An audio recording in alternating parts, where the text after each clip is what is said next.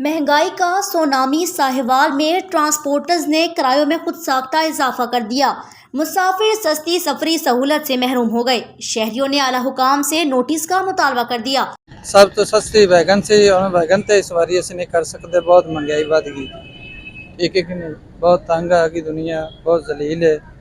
इन्हें कोई किया जाए महंगाई वैगन बस से सफर करना भी बहुत औखा हो गया जी, इन्नी महंगाई हो गई है जी। इस साल जो तेल च इजाफा होया ना जी, ये साडा नुकसान होया ट्रांसपोर्टर का जी। साडा मोबाइल बहुत महंगा हो गया जी, टायर काफ़ी महंगे हो गया जी। साडे गुजारे नहीं हो रहे, साडी अद्धी ट्रांसपोर्ट खड़ी है तकरीबन जी, कोई हालात नहीं कारोबार ते रह गए जी। सर सवारी लभदी नहीं हैगी, वैगना खाली जान डी हैगियां ते महंगाई इन्नी हो गई कि 2 टाइम की रोटी पूरी करनी मुश्किल हो गई जनाब। हुकूमत नूं चाहिदा है गरीबां दे बिजली दे बिल, गैस दे बिल घटावे, कोई डीजल सस्ता होवे, कोई अड्डी सवारी आवे ते मेहरबानी की जाए। निगरान हुकूमत बनाई सी भी फायदे वास्ते, तेने ते बेड़े गर्क करते मुल्क दे जनाब।